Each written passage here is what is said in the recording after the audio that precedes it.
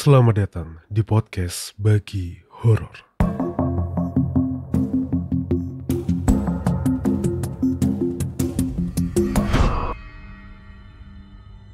Assalamualaikum warahmatullahi wabarakatuh. Salam sejahtera, Om Swastiastu, Namo Buddhaya, dan salam kebajikan untuk kita semua.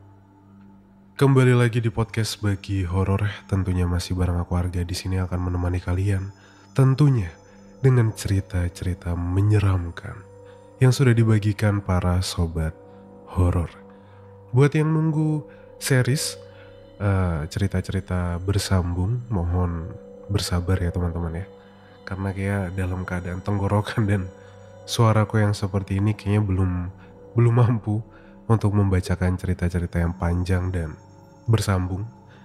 Karena jujur kalau baca cerita yang panjang, apalagi ada karakternya, itu harus penuh dengan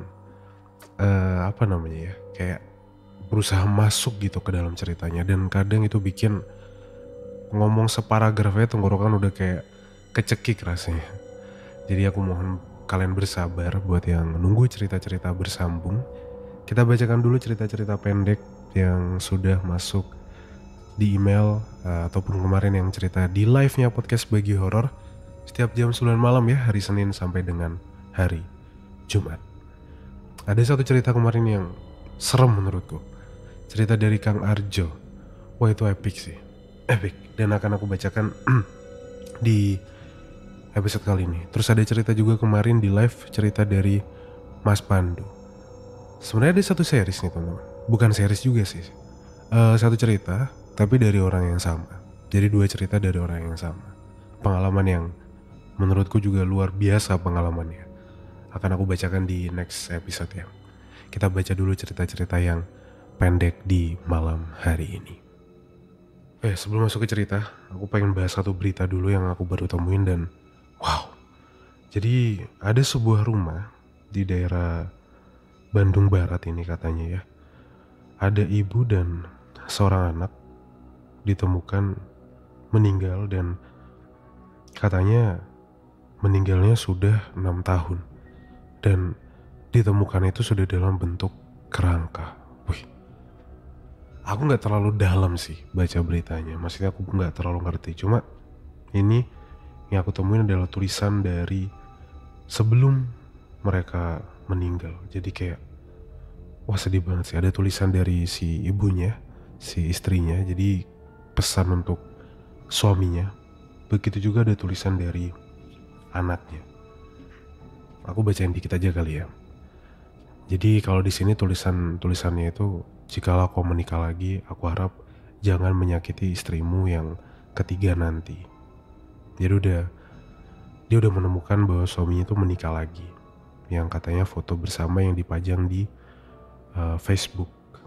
Wah, gila, ngeri banget. Terus dia juga minta rumahnya itu diwakafkan untuk menjadi masjid. Terus yang anaknya paling bikin, wah, waktu baca ini sakit banget rasanya. Katanya, aku hanya minta uang sekolah, tapi kau seperti itu. Katanya, raihlah cita-citamu setinggi langit, tapi kau tidak dukung aku dengan biaya sekolah. Maafkan aku tidak bisa menjadi anak yang sempurna, karena manusia tidak ada yang sempurna. Waduh, aku gak bisa baca panjang. Kalian cari aja sendiri tulisannya. Gambarnya juga ada, jadi tulisan itu ditulis di tembok di rumah itulah. Aduh, sakit banget teman-teman. Semoga ibu dan anak ini mendapat tempat terbaik lah ya di sini, segala amal ibadah diterima dan diampuni segala dosa-dosanya. Aku nggak tahu, aku belum baca sih mereka meninggal kenapa ya. Tapi semoga mereka tenang lah di sana. Oke, itu sedikit berita yang aku temuin agak mengagetkan. Dan ada rumah kosong yang ternyata di dalamnya ada 2 orang yang sudah tidak bernyawa dan baru ditemukan setelah menjadi kerangka 6 tahun kemudian. Mengerikan sih. Oke, kita akan segera masuk ke cerita-cerita untuk hari ini. Jangan lupa buat yang belum subscribe YouTube-nya Podcast Bagi Horor, di subscribe, di follow juga Spotify-nya Podcast Bagi Horor, dan jangan lupa ikut live-nya podcast Bagi Horor jam 9 malam.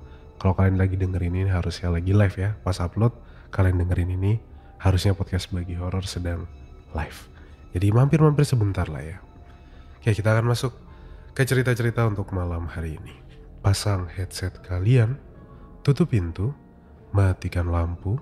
Podcast Bagi Horor siap membagikan ceritanya. Selamat mendengarkan. Cerita pertama. Cerita pertama kita akan membacakan cerita dari Kang Arjo namanya ya. Cerita soal bulenya. Cerita soal bulenya. Mas mau berbagi cerita. Ini cerita dari bibi saya. Kisah ini terjadi di tahun 90-an. Jadi ceritanya, bule saya kerja di daerah Bekasi. Suatu hari, bule saya pengen pulang kampung ke desanya di daerah Jawa Timur. Dia naik bus. Dari Bekasi ke Jawa Timur, di tengah perjalanan, mungkin sekitar jam 2 malaman, bis berhenti di daerah Batang untuk istirahat sejenak. Nah, hal itu dimanfaatkan oleh bule saya untuk sholat isya. Kebetulan musola di tempat itu agak jauh dari tempat bus berhenti. Tapi karena belum sholat, bibi saya langsung menuju musola untuk melaksanakan sholat. Sesampainya di dalam musola, ternyata musola itu cukup gelap, dengan penerangan hanya dari sebuah lampu bohlam. Dan musola ini tuh kayak bangunan yang jarang digunakan. Bahkan mukena yang disediakan di situ sudah sangat buluk, berdebu. Singkatnya, bule saya ambil wudhu, mengenakan mukena yang dia bawa sendiri dari rumah. Nah, pas masuk ke musola, bule saya sedikit tenang di situ. Karena di saf wanita ini, ada seorang wanita juga yang lagi sholat, pakai mukena warna hitam, di saf paling depan.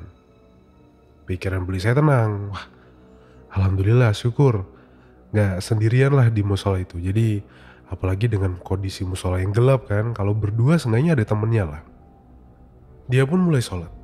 Dan dari penglihatan bule saya, wanita yang ada di depannya itu berdiri terus, gak gerak sama sekali, gak ruku, gak sujud, diem aja.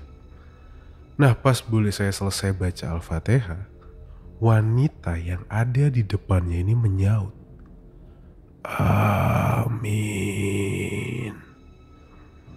Padahal bule saya itu membaca dengan setengah berbisik. Dan tidak lama kemudian, wanita yang di depannya itu pelan-pelan berjalan mundur, makin mendekat ke bule saya, hingga dia ini berada sangat dekat sama bule saya. Dia masih terus berdiri. Bule saya yang baca surat pendek itu sampai gak konsen. Dan tak lama kemudian perempuan itu tertawa melengking banget, sampai bikin seluruh badan bule saya itu merinding hebat. Akhirnya dia pun batalin sholatnya, lari keluar dari musola itu dan balik ke bis. Itu kira-kira cerita singkat yang bisa saya ceritakan, sebuah cerita dari bule saya. Semoga para sobat horor terhibur. Wah, semalam waktu aku baca cerita ini, dari tangan naik ke tengkuk tuh merindingnya bukan main. Ya bayangin aja loh, bayangin aja tiba-tiba mundur, ketawa. Yang paling serem waktu amin sih. Masih kok dia tahu lagi baca Al-Fatihah nih. Terus pas di ending kok dia tahu itu ujungnya, terus dia ngomong amin. Itu lebih serem daripada diikutin ya. Kemarin juga ada cerita dari Mas Iqbal. Belum tayang sih episodenya. Kemarin sampai dia ceritain ulang. Karena yang episode sebelumnya, kita tuh sebelum, kalau kalian perhatiin, ada satu episode di garasi. Itu di YouTube doang ya teman-teman ya. Buat yang penasaran loh, mana di podcast nggak ada kok. Itu di YouTube doang. Di YouTube sama Spotify-nya Freepod. Ada di Spotify-nya Freepod. Nah itu kan ada episode kita di garasi yang ada suara-suara aneh. Nah sebelum itu kita tuh rekaman di satu tempat yang bekas kayak barongan, bekas kebun-kebun bambu. Sekarang masih kebun sih, masih banyak ilalang-ilalang, masih banyak pohon pisang. Cuma dulu lebih serem. Kita rekaman di situ. Si Mas Iqbal punya mic baru gitu lah.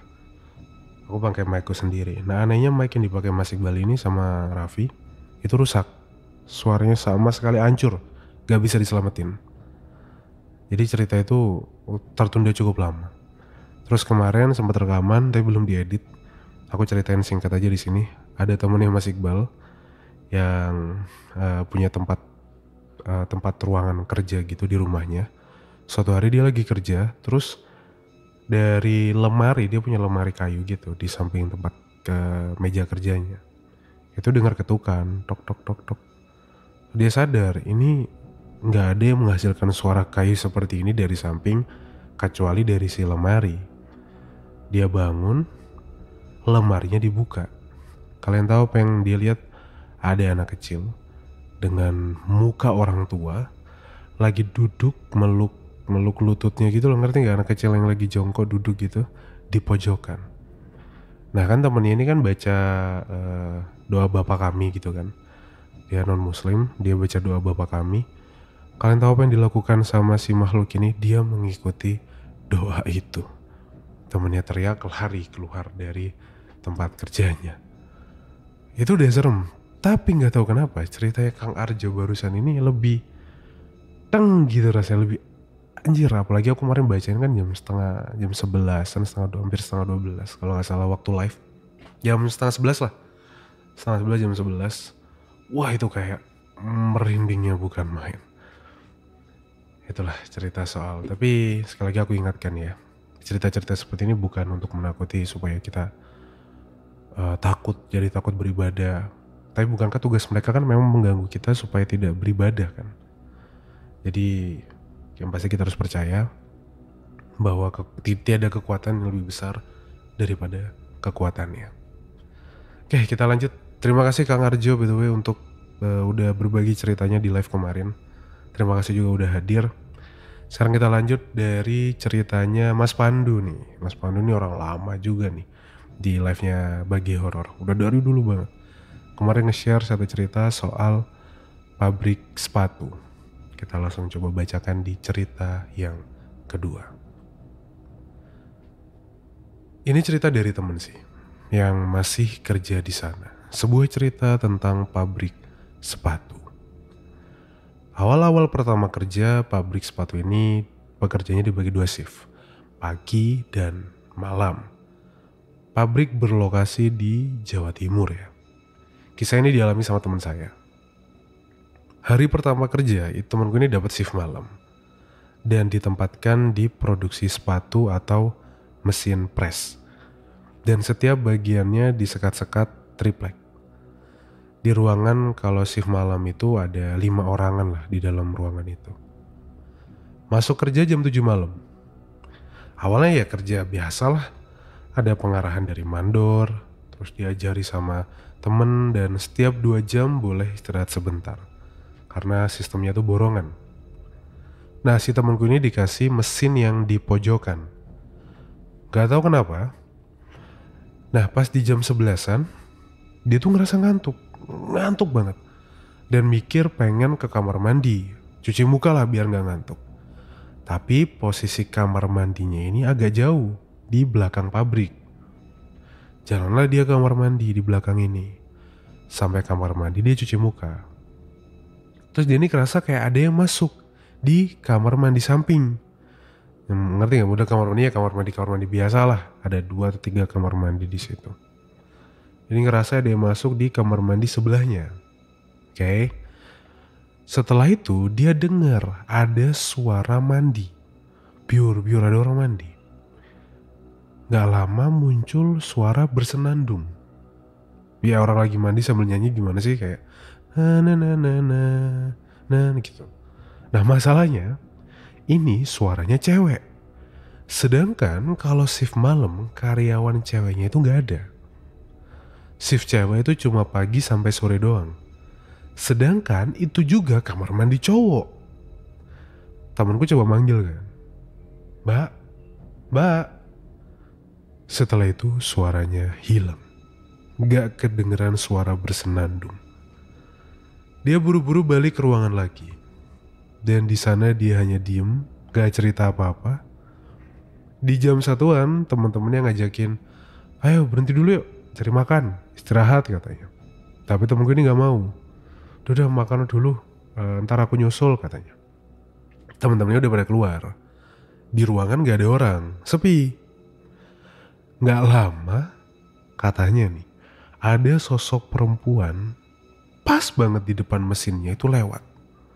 Dan temen gue dipaksa harus ngeliat. Dia gak bisa gerak. Sosoknya ini lewat dan di depan temenku dia berhenti. Set. Nengok, wajahnya hancur gak karuan, kata temenku. Bajunya putih lusuh. Setelah sosok itu hilang, temenku langsung teriak, lari ke depan pos satpam. Di pos satpam teman-temannya hanya senyum-senyum dan bilang, "Ya kenalan kali mas, karyawan baru. Di kerasan-kerasan yo, di betah-betahin ya," gitu. Dan setiap shift malam dia minta mesin di depan, dekat sama teman-teman yang lain. Gak mau dipojokkan. Sampai sekarang, pabrik ini masih beroperasi. Terima kasih Mas Harga. Itu dia cerita dari Mas Pandu soal pengalaman temennya di pabrik. Pabrik itu memang selalu banyak misterinya ya teman-teman ya. Kayak yang udah sering aku ceritain, ada yang cerita dari security-nya waktu malam-malam, ada kisah shift malam lah, ada kisah yang kalau lihat penampakan itu segera bilang ke yang lain supaya segera teratasi. Katanya kalau lihat penampakan, ini mungkin cuma spesifik di suatu pabrik ya. Katanya kalau shift malam terus lihat penampakan, segera bilang ke entah supervisornya atau atasannya gitu. Karena akan diadakan semacam syukuran. Karena kalau enggak akan ada musibah atau kecelakaan gitu. Konon katanya seperti itu. Banyak cerita-cerita yang beredar soal pabrik ini. Karena kan kalau malam kan ya kita tahu sendiri lah, pasti banyak kecelakaan di situ. Banyak, kita juga nggak tahu apa yang terjadi kalau malam. Kalau nggak ada shift malam kan pabrik kosong melompong kan dengan ruangan sebesar itu kan. Ya dimanapun tempatnya pasti mereka selalu ada lah. Terima kasih untuk Mas Pandu sudah berbagi kisah temennya yang shift malam di sebuah pabrik. Sekarang kita masuk ke cerita yang ketiga, sebuah cerita berjudul Mancing di Tambak. Mancing di Tambak. Ini kisah yang dibagikan oleh salah satu pendengar yang bernama Andra. Kita langsung bacakan. Halo semuanya, kenalin namaku Andra. Aku mau cerita tentang pengalaman horor yang dialamin sama Pak Deku. Ini kejadiannya waktu Pak Deku lagi mancing di suatu tambak di kolam malam-malam. Kira-kira gini ceritanya. Pak Deku, namanya tuh Pak Dewarto. Emang hobi banget ini orang mancing. Dia sering mancing di tambak di kampung kita. Ada juga mancing di laut, pokoknya hobi mancing banget ini orang. Nah kebetulan ada satu tempat lah di daerah perkampungan kita ini. Cukup luas tempatnya. Dikelilingi pohon-pohon besar, asri kalau siang. Suasananya sepi, apalagi kalau malam. Banyak yang bilang tambak itu angker. Tapi Pak Deku ini gak pernah percaya sama hal-hal seperti itu. Suatu malam, Pak Deku ini mutusin buat mancing sendirian. Dia pikir malam hari akan lebih tenang dan ikan-ikan akan keluar. Jadi sekitar jam 9 malam, dia bawa tuh peralatan mancingnya, pergi ke tambak. Ibuku udah ngingetin, "Udah gak usah mancing malam-malam lah deh Pak De," katanya. Tapi Pak De tetap kekeh. Pas sampai di tambak, suasana udah gelap banget. Cuma ada cahaya remang-remang dari lampu minyak yang Pak De bawa. Dia nyalain lampu minyak itu, mulai mancing di salah satu sudut tambak yang terbilang agak jauh dari jalanan utama. Awalnya semuanya biasa aja. Pak De duduk di pinggir tambak, nungguin umpannya ini disambar ikan. Suasana tenang banget. Cuma ada suara jangkrik, angin yang semilir. Tiba-tiba, Pak De ini dengar suara air kecipak-kecipuk dari tengah-tengah tambak. Dia pikir, waduh, ikan besar ini, lagi renang kan ke permukaan cari makan. Pak D langsung fokus ke arah suara itu. Tapi anehnya, suara kecipak-kecipuk air ini bukan cuma sebentar. Suaranya terus-terusan. Kayak ada yang berenang muter-muter di tengah tambak. Pak D mulai ngerasa aneh di situ. Tapi dia tetap diam di tempat. Lama-lama suara kecipak air itu makin dekat ke tempat Pak D mancing. Pak D coba lihat, lebih jelas kan ke arah sumber suaranya itu. Dan dia lihat ada sesuatu yang bergerak di air. Bentukannya hitam kata Pak D, gede, bentukannya nggak jelas, cuma bayangan doang gitu. Pak D mulai merinding kan di situ, tapi dia tetap bertahan di tempat. Enggak. Ini bukan apa-apa, pikirnya. Tiba-tiba bayangan hitam itu muncul ke permukaan. Pak D dibuat kaget. Jadi di situ ada sosok perempuan, rambutnya panjang, basah, wajahnya pucat, matanya kosong. Sosok ini tuh muncul pelan-pelan dari dalam air. Ngeliatin Pak D, tatapannya tajam banget. Pak D langsung panik. Dia coba tarik pancingannya buat cabut dari situ tapi gak bisa. Tali pancingnya ini kayak nyangkut di dasar tambak. Dia coba tarik sekuat tenaga tapi tetap gak bisa. Nah yang jadi permasalahan, perempuan ini mulai mendekat ke pinggiran tambak.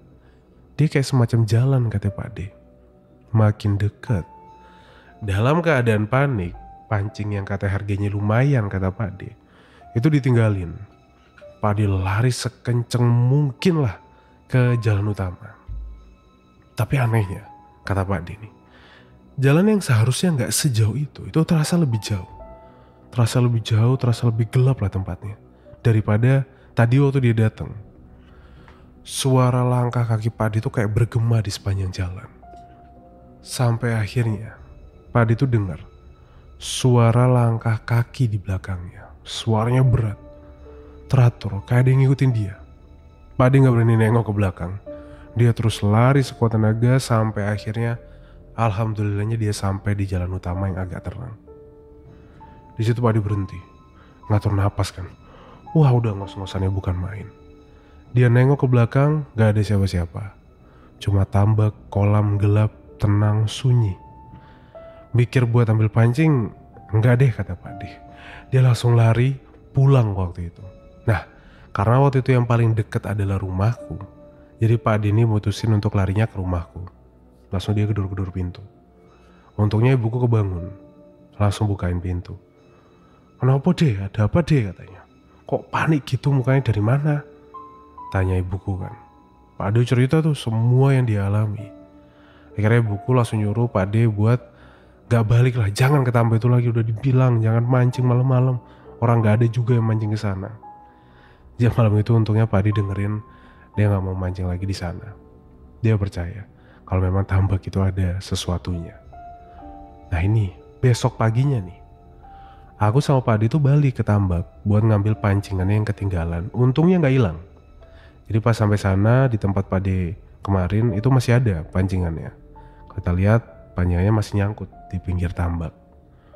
Aku bantuin buat narik itu pancing kan. Pas tali pancingnya kelepas, kita lihat ada sesuatu nih yang nyangkut di ujung pancingnya. Ini aneh banget menurutku. Ternyata ada kain putih panjang, kusut, basah.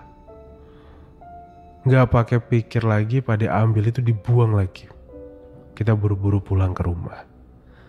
Sampai sekarang Pak D selalu ngingetin buat jangan pernah main ke sana sendirian, apalagi kalau sudah menjelang maghrib dan menjelang malam. Itulah cerita horor yang bisa aku bagikan soal Pak D ku mengalami sebuah kisah seram di tambak. Mungkin ceritanya gak sepanjang cerita lain dan gak semenyeramkan cerita lain, tapi itu adalah pengalaman yang benar-benar dialami oleh Pak D ku.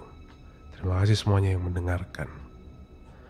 Terima kasih untuk Mas Andra sudah berbagi kisah Pak D-nya di podcast Bagi Horor. kisah soal mancing di tambak. Aku banyak dapat kisah mancing akhir-akhir ini. Kemarin juga ada. Kan aku bacakan juga di next episode. Ada beberapa kisah soal mancing. Apalagi kalau mancing malam-malam di tengah laut. Wah itu serem sih. Kalau ada cerita soal mancing malam-malam di tengah laut sih serem sih. Serem ya harusnya ya. Gila. Kayak kita mau kabur kemana gitu kalau ada apa-apa. Aku pernah beberapa kali diajak mancing tapi nggak hobi sih masalahnya. Aku nggak tahu. Nggak menikmati mancing itu sabarnya nunggunya nggak tahan. Rasanya nggak tahan. Tapi emang itu kan yang dicari pemancing kan. Karena bukan masalah nyari ikannya, nyari prosesnya. Nah itu masalahnya aku yang nggak sabaran. Kemarin episode kemarin kan juga ada cerita soal yang dia berangkat mancing kan, sama bapaknya yang ke satu waduk itu juga mancing. Ini mancing, nanti next episode juga ada mancing lagi. Banyak hari berakhir-akhir ini episode soal mancing. Kalau mungkin kalian punya pengalaman ketika mancing malam-malam diajak orang tua kalian atau teman kalian, bisa berbagi kisahnya di podcastbagihoror@gmail.com. Kirim di email ya. Atau bisa juga Google Form tanpa email, linknya ada di deskripsi dari episode ini. Terima kasih buat para pencerita kita hari ini. Ada Mas Andra, ada Kang Arjo, ada Mas Pandu. Terima kasih sudah berbagi pengalamannya di podcast Bagi Horor. Terima kasih juga buat para sobat horor yang sudah terus mendengarkan. Buat yang belum subscribe YouTube-nya podcast Bagi Horor, di subscribe dulu sekarang. Nyalakan lonceng notifikasi, begitu juga dengan yang di Spotify. Jangan lupa juga untuk nonton live-nya podcast Bagi Horor Senin sampai Jumat jam 9 malam di YouTube dan juga di TikTok. TikToknya @argases, YouTube-nya Bagi Horor. Terima kasih semuanya, aku Arga pamit undur diri. Mohon maaf kalau ada salah-salah kata selama bercerita, dan ingat, anggap saja cerita di podcast Bagi Horor itu cuma hiburan semata, ambil positifnya dan buang negatifnya. Wassalamualaikum warahmatullahi wabarakatuh, selamat malam dan selamat istirahat.